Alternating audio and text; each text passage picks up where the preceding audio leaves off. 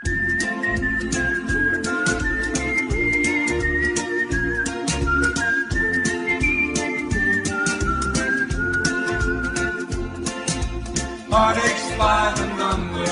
video ended with Patrick finding his suit and rekindling his love for music.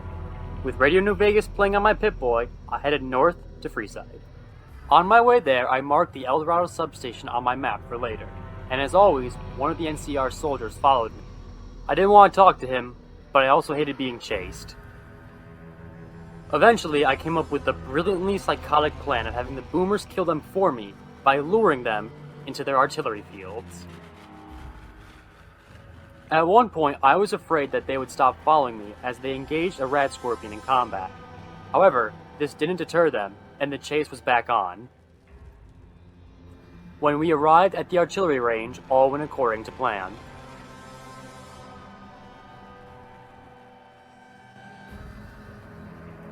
Pearl was an idiot for letting me into her barracks, considering that I am the American Psycho.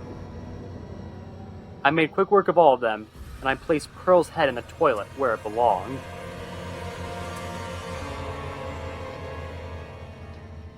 The rest of the boomers were pretty much free experience. The injured boomers were just free experience. In a tasty bit of irony, I ate the boomer chef.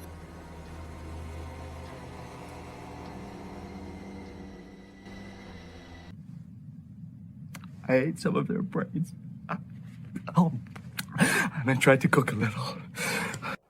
With the boomers taken care of, I stopped by the old Mormon fort to pick up as many stim packs as I could, because the suit provides zero protection. Naturally, I felt at home in Freeside during this playthrough. I got to kill homeless people, steal things, and kill more homeless people.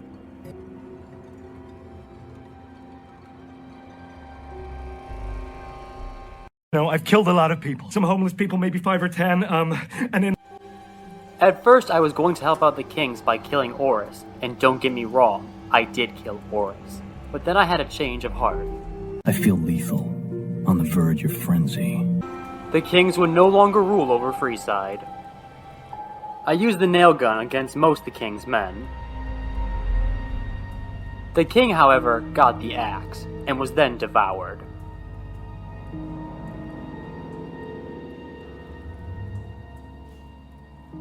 Afterwards, I did about the most Patrick Bateman thing I could think of, and met up with the King's groupie in his own clothes.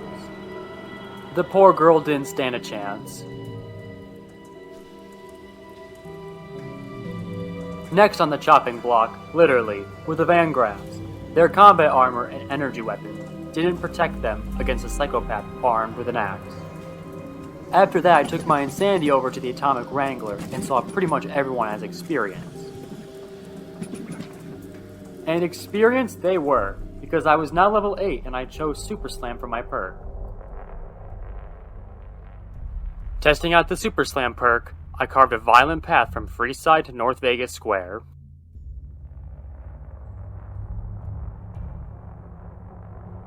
I was actually going to be helpful for once and patrol the streets with Crandon.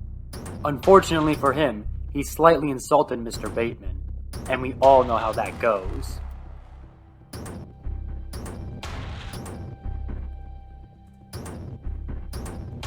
The residents of North Vegas Square barely put up a fight, taking 1 or 2 axe swings each to kill.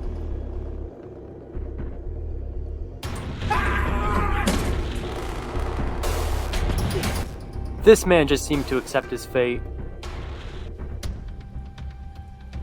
While traveling to the west side, I came by 2 fiends and we engaged in glorious combat. This is nothing compared to what I'm going to do to the fiends.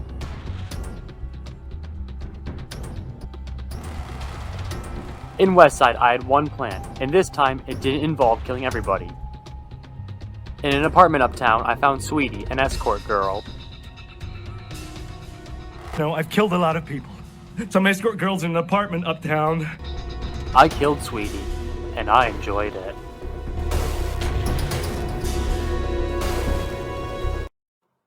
After leaving Westside, I activated the mailbox bomb. Why? I really don't know. Down the street, I fought Cook and his crew. He was only slightly tougher than the average fiend. For once, it wasn't weird to take someone's head without receiving a bounty first.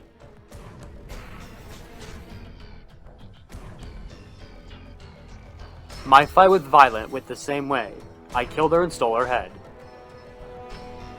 Jean? Sorbet?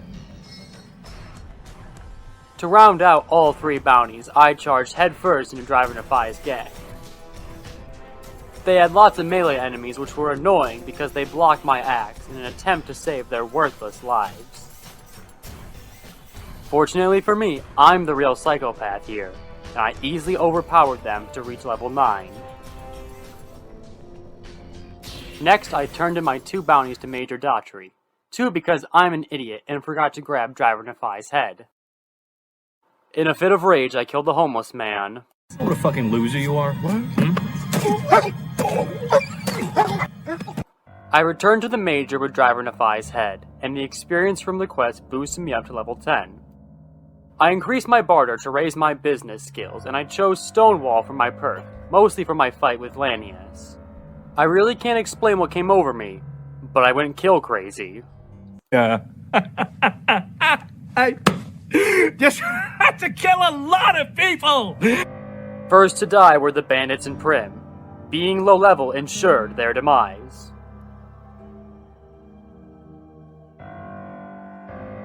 Their prisoner suffered a similar fate. Unfortunately for the citizens of Prim, I wasn't there to save them. The nail gun was fun to use against unarmored opponents, turning them into meaty bits. And Prim Slim was hacked into little metallic bits. Nelson was next on my list. Dead Sea and his friends were unworthy opponents for the powerhouse that is Patrick Bateman. I also saved the NCR soldiers from crucifixion. Following that, I cleared out the NCRCF. I really don't have too much to say here. The powder gangers were slaughtered, like all the gangs before. While in the area, I ventured up to Black Mountain and bypassed the fence by going through the door. I first focused on the Nightkin sniper, as I didn't want to be blown to smithereens. The rest of the Nightkin were easy enough to deal with. Being invisible doesn't help too much when you're smacking me with a rebarb club. With the Nightkin taken care of, I freed Raoul and killed Tabitha. Completing the crazy quest gave me enough experience to be just under level 12. So close to level 12 that just 4 powder gangers had enough experience to level me up. I chose toughness as my perk, as any defense was helpful. Continuing on my murderous rampage, I found myself at Vault 19. Unsealing the vault door, I creeped in like death.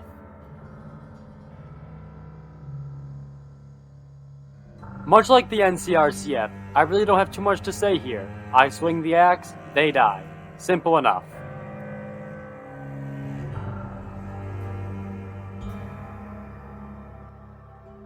To top off my murderous tour of the Mojave, I visited Red Rock Canyon, and I made it much redder. The close quarters of the Longhouse made aiming my axe pretty much pointless. After a couple dozen axe swings, all of the cons were taken care of.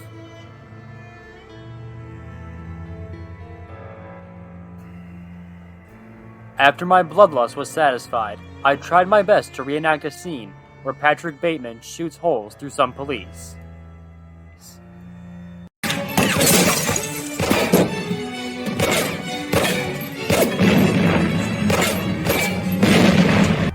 It didn't go as well for me. Securitrons are way more tough than humans, and they launched grenades at me. On attempt number 2, Knock Knock came to my rescue. This time, the Securitrons were turned into scrap metal, and I was able to make my way into the strip.